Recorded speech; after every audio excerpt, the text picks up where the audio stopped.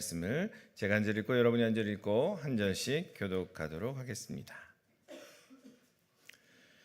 그들이 가버나움에 가니라. 예수께서 곧 안식일에 회당에 들어가 가르치시매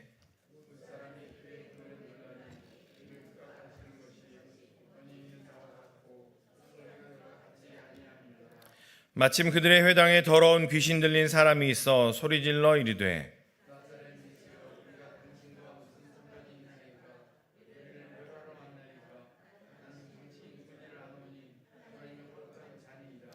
예수께서 꾸짖어 이르시되 잠잠하고 그 사람에게서 나오라 하시니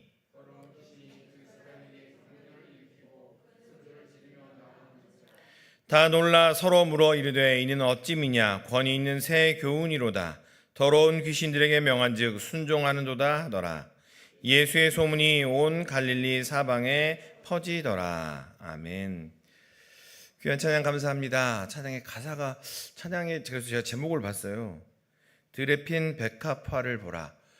어찌 보면 오늘 설교보다도 더 은혜로운 찬양이 되지 않을까 그런 생각도 해봅니다.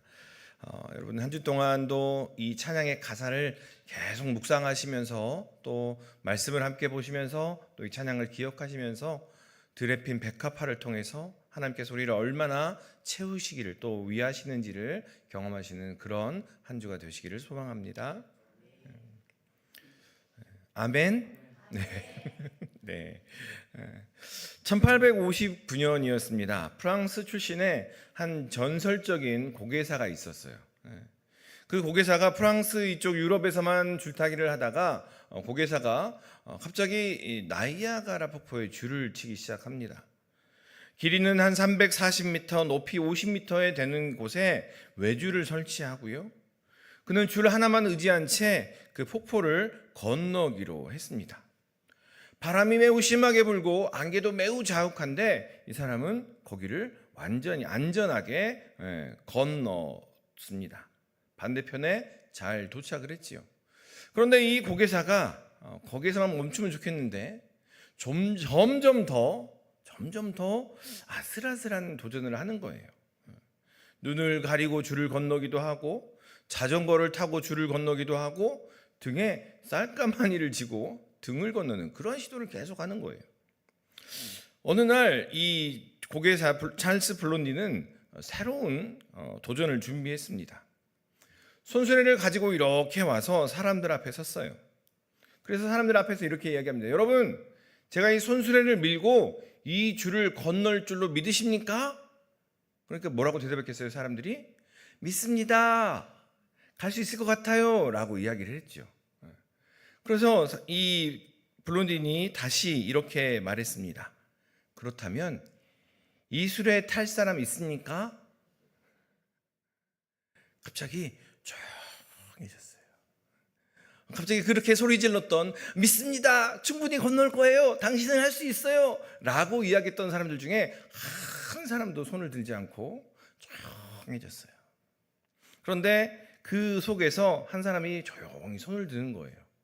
그 사람이 누군가 봤더니 이 고개사 찰스 블론딘의 매니저였다고 합니다. 그가 연습하는 모습, 그가 행하는 모습을 보면서 이 사람은 충분히 믿을만해 라고 해서 그 매니저를 태우고 손수레를 올라타서 반대편에 무사히 도착했다라는 이야기가 실제로 있습니다. 우리는 계속해서 이야기를 해요. 할 수 있어요. 하나님은 하십니다. 그런데 너 그 앞에 타볼래? 아니요, 하나님 저 말고요, 쟤 태우세요. 하나님 저 말고요, 저기 그냥 목사님들이나 태우세요. 장로님들이나 태우세요. 우린 이렇게 이야기를 하게 되지요. 오늘 마가복음 계속해서 마가복음의 말씀을 보고 있습니다. 이 마가복음에서도 역시나 오늘 말씀에 그러한 예수님의 권위에 대한 이야기를 하고 있습니다. 14절에 갈릴리에서 복음을 전파하셨습니다 라는 것에서부터 예수님의 공생의 사역을 시작한 것으로 봅니다. 그리고 16절에서부터 마지막 1장 마지막 절까지 5개의 이야기가 나옵니다. 16절에 보면 예수님께서 제자를 부르시고 더러운 귀신을 쫓아내시고 베드로의 장모님의 열병을 고쳐주시고 각종 병든 사람을 고치시고 나병 환자를 깨끗하게 하십니다. 이 5가지의 이야기, 앞으로 이제 나올 그 5가지의 이야기의 핵심이 바로 오늘 본문인 1장 21절과 22절의 이야기입니다. 이 5가지의 이야기는요, 예수님께서 권위를 가지고 힘을 가지고 하나님의 능력을 가지고 이렇게 행하였습니다라는 것을 선포하시는 이야기입니다. 우리 오늘 본문 말씀 22절을 같이 한번 읽도록 하겠습니다. 22절입니다. 무사람이 그의 교훈에 놀라니 이는 그가 가르치시는 것이 권위 있는 자와 같고 서기관들과 같지 아니함일러라. 갑자기 이게 무슨 말인가 라고 생각할 수 있습니다. 이 마가복음 1장이 매우 중요합니다. 왜냐하면 다시 설명을 드리면 1절에서부터 13절까지는요 어떤 이야기냐, 예수님께서 인정받으셨다라는 이야기가 나옵니다. 세례 요한으로 대표되는 사람들에게 인정받으신 분이 예수님입니다 라고 이야기를 하고 있고, 세례 받으실 때 하늘이 열리고 성령이 임하심으로 하늘의 인정을 받으신 분이 우리가 믿는 예수님입니다 라고 이야기합니다. 그리고 또한 사탄에게 시험을 받으심으로 이 사탄이라고 사탄이라고 대표되는 이 땅의 권세들조차도 인정한 분이 바로 우리가 믿는 그 예수님입니다 라고 1장에서 14절까지 13절까지 그렇게 이야기합니다. 그렇게 인정받으신 예수님께서 사람들의 인정을 받고 하늘의 인정을 받고 또한 이 땅의 권세들에게도 인정을 받으신 그 예수님께서 이제 무엇을 하시는가라는 것이 바로 16절에서부터 나오는 5가지의 이야기더라라는 거예요. 그 권위를 가지고 우리와 함께 땅을 딛고 사시는 그 예수님께서 어떠한 모습으로 우리에게 임하셨는가, 그 권위가 어떤 모습으로 드러나고 있는가라는 것을 말하고 계십니다. 16절에서 20절까지 지난 시간에 보았습니다. 하나님의 권위로 제자를 부르시니 이 사람들이 오늘 찬양하신 것처럼, 찬양의 가사처럼요, 그물과 배를 버려두고 아버지와 품꾼들을 버려두고 예수님을 그냥 따라갑니다. 무엇을 먹을까, 무엇을 마실까, 무엇을 입을까 염려해야 되는데 예수님의 권위로, 하나님의 권위로 나를 따라오너라 라고 이야기하시니 그 모든 것들을 뒤로 하고 예수님을 따라가더라 라는 이야기입니다. 그것이 바로 하나님의 권위다라는 것을 이야기하고 있는 겁니다. 그런데 오늘 21절의 말씀을 읽어보면 우리는 그냥 예수님이 안식일에, 예수님이니까, 우리의 하나님이니까 당연히 안식일에 회당에서 말씀을 전하셨겠지라고 생각하며 그렇게 넘어갑니다. 그런데 21절을 유대인들이 읽으면 매우 낯섭니다. 왜냐면요, 1장을 시작한 지 얼마 안 됐어요. 예수님이 이제 짠하고 드디어 공생애를 시작하신 것 같아요. 그런데 안식일에 회당에서 가르치셨다고요? 뭔가가 그 오늘 성경에 포함되지 아니한 다른 이야기가 있는 거 아닙니까? 라고 생각할 수가 있더라라는 겁니다. 오늘 21절의 말씀 같이 한번 읽겠습니다. 21절입니다. 그들이 가버나움에 들어가니라. 예수께서 곧 안식일에 회당에 들어가 가르치시매 라고 되어 있습니다. 갈릴리 해변의 북쪽 마을을, 해변을 쭉 따라가다 보면 가버나움이라는 작은 마을이 있습니다. 다른 성경에서는 도시라고 표현을 하고 있지만 마을이라고 이야기할 정도로 매우 작은 그런 마을입니다. 그렇게 작은 마을이라 할지라도 안식일에 회당에서 가르치시는 것은 아무나 할 수 있는 것이 아니더라라는 겁니다. 회당마다 회당장이 있습니다. 그 회당장이 어떠한 사람, 권위 있는 사람, 사람의 존경을 받는 사람, 사람들의 인기를 얻은 사람을 초청해서 회당에서 말씀을 전할 수 있고요. 최소한 랍비 정도 되어야만이, 그 정도 반열에 올라야만이 회당에서 가르칠 수 있습니다. 그런데 예수님께서 오늘 1장 얼마 시작되지 않아서 예수님께서 회당에서 가르치셨습니다 라고 기록을 하고 있는 겁니다. 다르게 말씀드리면 어떤 안식일에서 회당에서 가르치셨다는 것은 회당의 권한을 가지고 있는 회당장에게 초대를 받았거나 그 권위를 인정받았다라는 겁니다. 앞에서 우리가 이야기했던 것처럼 사람에게 인정을 받으셨습니다라는 이야기를 계속해서 이렇게 표현을 하고 있는 겁니다. 우리는 생각합니다. 예수님이 그냥 저기 시골에 작은 어떤 뭔가 운동을 일으키신 분 아니야? 라고 생각할 수 있지만 이 본문을 읽은 유대인들은요, 아니 벌써 회당에서 가르치실 정도 되시구나, 사람들의 인정을 받으셨구나, 사람들의 높임을 받으셨구나 라는 생각을 할 수 있는 그러한 분이셨다라는 겁니다. 예수님께서 이미 공개적으로 당신을 드러내셨을 때 그 지역에서 충분히 존경을 받을 만한 분이셨고 세상적으로도 활동을 하고 계셨다라는 이야기입니다. 그렇다면 여러분은 예수님께 왜 순종을 하십니까? 뭔가 이렇게 새벽같이 나와서 찬양을 하세요. 순번대로 돌아가면서 찬양을 하세요. 순번대로 돌아가면서 기도를 하세요. 이렇게 가운을 입고 봉헌 담당자로 섬겨주세요 라고 할 때 우리가 순종하며 나아갑니다. 왜 그럴까? 예수님께서 그냥 충분히 존경받을 만한 분이라서 여러분 이 새벽에 나와서 이렇게 반주도 하시고 피아노도 치시며 이렇게 하십니까? 아니면 왜 그렇게 함께 하시는지 그 이유를 한번 물어봅니다. 아니면 예수님께서 이미 그 사회적으로 자리를 잡고 계셨기에, 이미 그렇게 사회적으로 인지도가 있었고 인기가 있었기에 이 사람들은 예수님의 권위에 순종하며 회당에서 가르치심에 그렇구나라고 반응을 했을까라는 겁니다. 그리고 우리는 왜 예수님의 그 말씀에 순종을 하느냐라는 겁니다.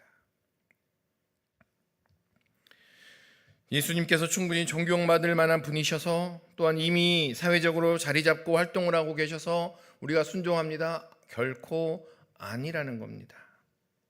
우리와 동등하지 않고 비교할 수 없으신 크고 위대하신 하나님께서 우리를 아시고 우리를 선택하시고 우리를 구원하셨기에 우리의 한 사람 한 사람의 이름을 불러가며 우리를 이끌어 주시는 그러한 사랑이 있기에 우리가 또한 그 사랑을 알기에 순종하더라라는 겁니다. 더 나아가서 예수님께서 하나님께서 독생자를 보내시기까지 하셔서 죽음을 향하여 달려가는 우리를 멈추셨기에 우리가 그 하나님께 순종한다라는 거지요. 순종 안 하면 하나님을 혼날까 봐, 순종 안 하면 가정에 불화가 생길까 봐, 순종 안 하면 뭔가가 내 마음이 찝찝해서 여러 가지 이유가 있을 것입니다. 그런데 그 이면에 왜 우리가 하나님의 말씀에 이렇게 순종하는가? 예수님께서 그렇게 우리를 사랑하시기에, 예수님께서 우리를 그 생명을 내놓을 정도로 우리를 사랑해 주셨기에 그 사랑을 바탕으로 예수님의 권위에 순종한다라는 것을 우리는 기억해야 합니다. 그 사랑이 냉랭하여졌고 그 사랑이 아무런 힘이 없음에도 불구하고 내가 습관적으로 순종하고 있다면 우리는 한번 점검해 보았으면 합니다. 그 사랑을 다시 한번 불러일으키는 그러한 은혜가 있기를 소망합니다.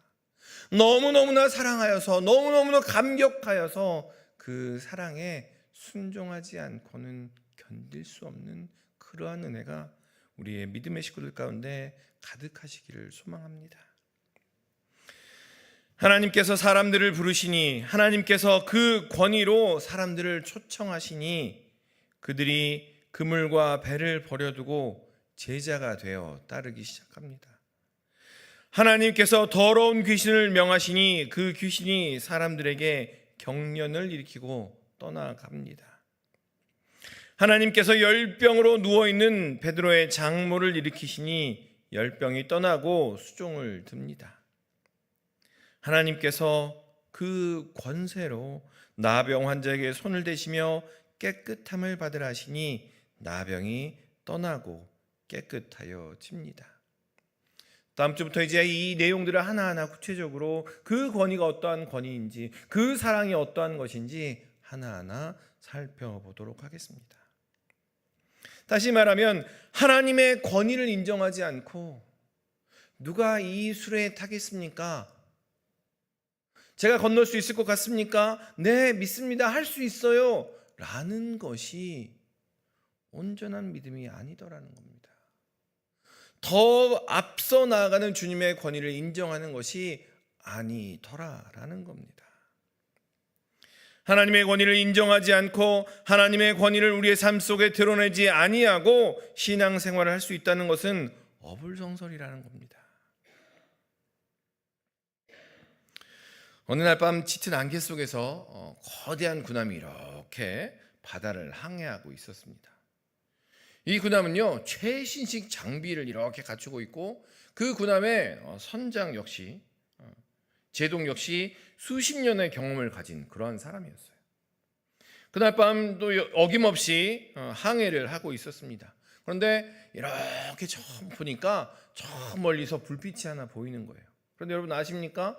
이 커다란 배는 방향을 트는데 되게 오래 걸려요. 항공모함은 방향을 바꾸는데 하루 이상 걸립니다. 갑자기 확 틀 수 없어요. 커다란 군함이기에 이렇게 운행을 하는데 항해를 하는데 멀리서 희미한 불빛이 보이길래 이야기합니다. 여기는 해군 군함 37호다. 너희가 북쪽으로 15도 방향을 바꾸어서 진행해라. 그렇지 않으면 부딪히게 될 거다 라고 이야기를 했습니다. 그런데 상대방에게 답장이 왔어요. 아니야 너희가 바꿔야 돼. 너희가 바꿔라 라고 이야기합니다. 그러자 이 제독이 화가 났어요. 아니 우리가 탄 배가 어떤 배인데 우리로 방향을 바꾸라고 하는 거지? 여기는 해군 군함 37호다. 즉시 방향을 변경해라. 그렇지 않으면 발포하겠다. 그렇지 않으면 그냥 밀어붙이겠다 라고 이야기하는 거예요. 약간의 침묵이 흐른 후에, 처음에 이야기도 침묵이 흘렀지요. 약간의 침묵이 흐른 후에 응답이 왔습니다. 여기는 등대입니다. 방향을 바꿀 수 없습니다. 당신이 방향을 바꿔야 됩니다 라고 답이 왔다는 거예요. 언제부턴가 우리는 이러한 하나님의 권위, 예수님의 권위를 잊어버린 채 당신이 방향을 바꾸세요. 우리의 삶이 이게 사는 거잖아요. 우리는 살고 있는데 왜 우리 보고 방향을 바꾸라고 하십니까? 이렇게 살지 않으면 살 수 없어요 라고 이야기하며 예수님을 향하여 방향을 바꾸라고 이야기하고 있지는 않는가라는 겁니다. 하나님의 권위, 예수님의 권위를 잊어버린 채 인정하지 않고 가벼이 여긴 채 그렇게 살아가고 있더라라는 겁니다. 이 정도만 해도 하나님께서 인정해 주실 거야. 하나님은 그냥 교회 안에서만 잘하면 되지 않겠어? 라고 생각하며 그렇게 살아가는 거예요. 우리의 삶 속에서 하나님의 권위, 우리의 삶 속에서 드러난 하나님의 역사, 그것을 보지 못한 채 그냥 지내고 있더라라는 거죠. 그래서 나타나는 현상이 어떤 현상입니까? 작금에 일어나는 교회의 현상이지요. 최근에 깜짝 놀랐습니다. 한때 그 서울대에서 그 딥페이크를 해서 뭐 이렇게 사고를 쳤던 그 박사방이라는 데가 있었잖아요. 그래서 음란물을 이렇게 유포하고 했던 그런 곳이 있었는데 최근에 기사를 보다가 또 하나가 생겼대요. 그 이름이 목사방이랍니다. 그 방의 이름이 목사방인데 그 조직이 어떻게 구성되어 있느냐? 목사, 집사, 전도사, 장로 이렇게 구성이 되어 있더라는 거예요. 그 사람을 잡고서 어떻게 그렇게 이름을 붙였냐라고 이야기했더니 예전에 영화 있잖아요. 영화 보면 마약을 유통하는 목사가 나오는 그 영화를 보고서 그렇게 해야겠다라고 해서 또 여전히 사회에서도 여전히 한 목사가 교단에서는 목사로 인정을 하지 않습니다. 공식적으로는 목사가 아닙니다. 여러 가지 모습으로 악을 행하는 그러한 일들을 행합니다. 그런데 꼭 밖에서만 그러느냐? 이러한 신앙의 말들, 신앙의 언어들이 그 힘을, 그 권위를 잃어버리더라라는 거죠. 하나님의 권위를 인정하는 그리스도인 우리가 뭐라고 이야기합니까? 네, 기도하겠습니다 라고 말합니다. 우리가 함께하는 그 기도하겠습니다라는 이야기는요, 하나님의 권위를 입고서 그 어떠한 이야기보다, 어떠한 이야기와 비교할 수 없을 만한 강한 능력을 가지고 있는 그 반응이 제가 기도할게요, 제가 함께 그거 놓고 기도하겠습니다 라는 이야기입니다. 그런데 가장 영향력 없고 가장 마음을 닫게 하고 가장 아무런 의미가 없는 이야기가 기도하겠습니다 라는 이야기라는 그러한 결과를 보았습니다. 우리가 서로 이야기합니다. 네, 기도하겠습니다 라는 이야기가요, 그냥 그 자리를 벗어나고 싶어서 하는 이야기, 그냥 종교인으로서 그냥 습관적으로 내뱉는 이야기인 것처럼 우리의 입에 그렇게 담겨져 버렸다라는 거예요. 그렇게 되는 상황이 너무나 안타깝고 속상하게 여겨야 함에도 불구하고 그렇지 않은 채 그냥 밥 한 끼 같이 먹으면 그게 더 많은 교제를 할 수 있지, 밥 한 끼 먹는 것, 그것이 기도하는 것보다 더 가치 있는 것으로 여겨지는 시대가 되어져 버렸다라는 겁니다. 그만큼 우리 안에 하나님의 권위가, 그 말씀의 권위가 사라진 채 우리에게 다가오더라라는 겁니다.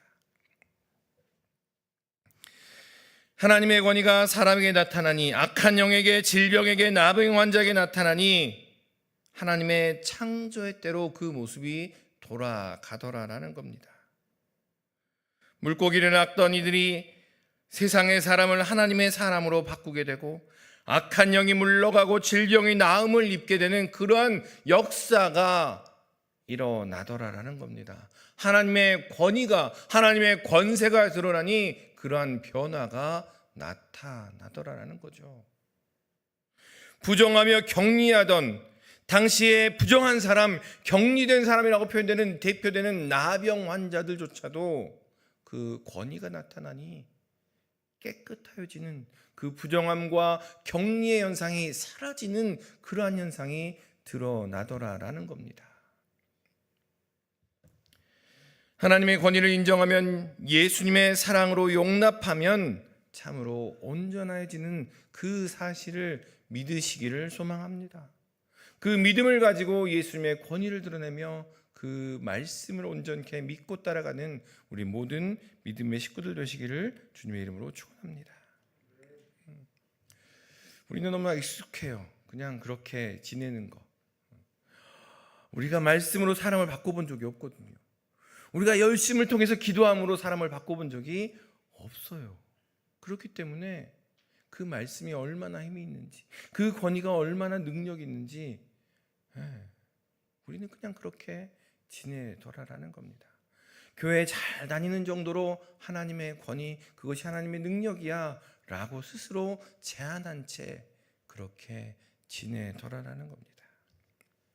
그런데 예수님께서 그 권위를 가지고 회당에서 가르치십니다. 당시에 제사장과 서기관들과 바리새인과 같은 이들도 회당에서 가르쳤어요. 이들도 회당에서 가르쳤는데, 이들이 가르치는 방식은, 이들은 항상 앞에 먼저 이야기를 합니다. 뭐라고 말하냐면, 모세가 말하기를 이렇게 말했습니다 라고 이야기하고 그것을 풀어냅니다. 아무개 랍비가 어떤 랍비가 이렇게 말했습니다 라고 말하고서 그것을 하나하나 풀어냅니다. 자신의 말의 근거를 모세의 율법, 랍비에게 두고서 이야기를 하더라라는 거죠. 그런데 이러한 제사장과 서기관과 바리새인과 같은 이들을 통해서도 역사가 일어났어요. 많지는 않지만 탈무드라는 책에, 우리가 너무나 잘 아는 그 탈무드라는 책에 이렇게 살펴보니까 기원전 1세기에 어떤 랍비 하마겔이라는 랍비가 가뭄이 들었을 때 이렇게 원을 그린 후에 그 안에서 기도하면서 비를 내리게 했더라라는 그러한 기록이 되어 있어요. 또 기원 후 1세기에 하니벤 도사라는 랍비는 병든 사람을 위해서 기도하니 병이 나았더라라는 그러한 기록이 남겨져 있습니다. 우리도 역시나 간혹 듣게 되지요. 기도를 했더니 병이 나았더라, 기도했더니 역사가 일어났더라. 이러한 것이 어디에서 들립니까? 선교지에서.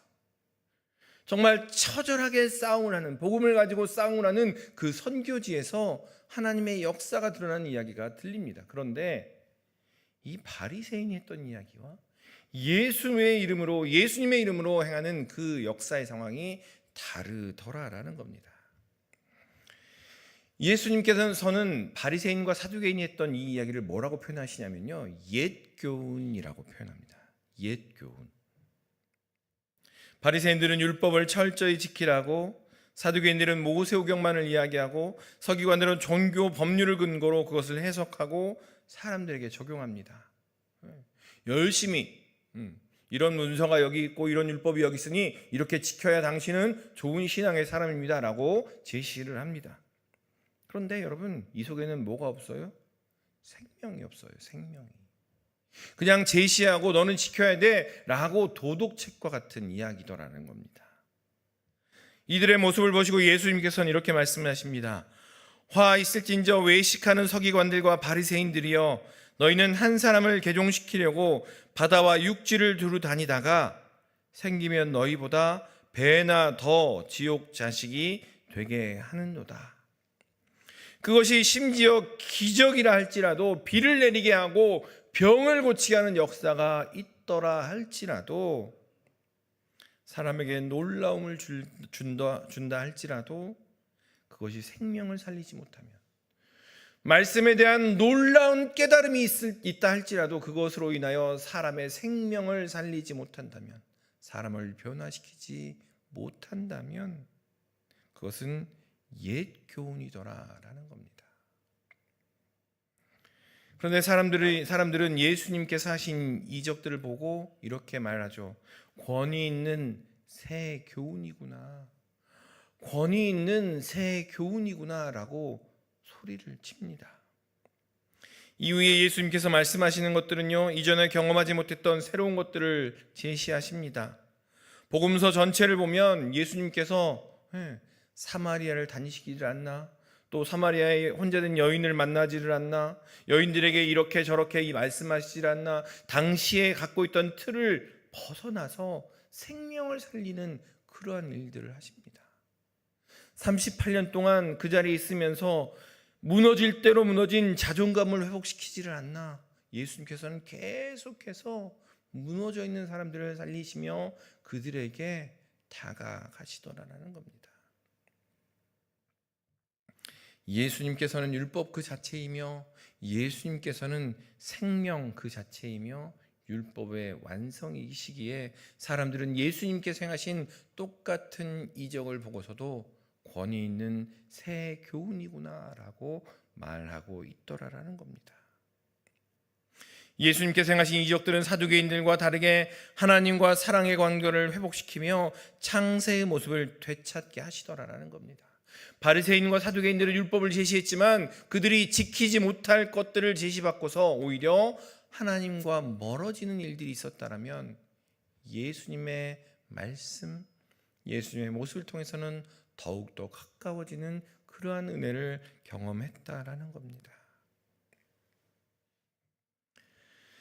하나님의 권위, 예수님의 권위, 성령님의 권위를 인정하는 삶, 나는 그 권위를 인정합니다. 그 권위를 인정하는 삶은요, 생명의 근원이 하나님께 있습니다. 우리의 삶의 모든 영역이 하나님의 것입니다라고 고백하며 하나님과 친밀한 관계를 이어가는 것을 의미합니다. 에이, 왜 그래요? 갑자기 왜 그 앞에 술에 무섭게 타라고 그러세요? 라고 이야기할 수도 있지만, 그래 한번 타볼게요. 근데 두려운 건 사실이니까요, 잘해주세요 라고 이야기하고서 한 걸음 내딛고 술에 올라타는 것, 그것이 참으로 권위를 인정하는 것이더라라는 겁니다. 내가 주인 삼았던 나의 생각과 욕심을 내려놓고 하나님의 뜻을 먼저 구하는 삶이 바로 예수님의 권위, 하나님의 권위를 인정하는 삶이며, 세상의 기준, 종교적인 전통을 따르기보다는 하나님의 말씀을 따르는 삶이며 바로 하나님의 권위를 인정하는 삶일 것이라는 겁니다. 오늘 하루를 보내시며 이번 일주일을 보내시며 하나님의 권위를 인정하는 삶이 어떠한 삶일까? 한 걸음만, 아니요 많이도, 예수님께서 많이 내디시며 갑자기 이러실 겁니다. 부담스러워, 너무 많이 가지 마. 한 걸음만 내디딥시다. 그 수레에 덥석 올라타면 균형을 잃어버릴 수도 있습니다. 자, 내가 탈게요, 내가 탈 거예요, 자 타볼게요 라고 계속 이야기하며 한 걸음만 그 권위를 인정하며 살아가 봅시다. 바라기는 우리 하나님의 권위를 우리의 삶에, 우리의 가정에, 우리 직장에 인정함으로 하나님의 살아계심과 하나님의 역사하심을 경험하시는 우리 모든 믿음의 식구들 되시기를 주님의 이름으로 축원합니다. 기도하겠습니다. 하나님, 저희는 연약합니다. 그렇게 결단하고 각오하고 결정하지만 그럼에도 불구하고 또 뒤로 물러서고 또 뒤로 물러서는 것이 저희의 모습입니다. 믿습니다, 권위를 인정합니다 라고 말하지만 정작 그러한 상황이 닥쳤을 때 움찔움찔 뒤로 물러나는 것이 저희의 모습이오니 주여 불쌍히 여기시사 저희에게 힘과 용기 허락하여 주시옵소서. 저희가 먼저 주님의 권위, 하나님의 권위를 경험하게 하시고 그 권위에 사로잡혀 승리하며 살아가는 우리의 삶이 되도록 주여 은혜를 덧입혀 주시옵소서. 감사드리며 이 모든 말씀 예수님의 이름으로 기도드리옵나이다. 아멘. 찬송가 4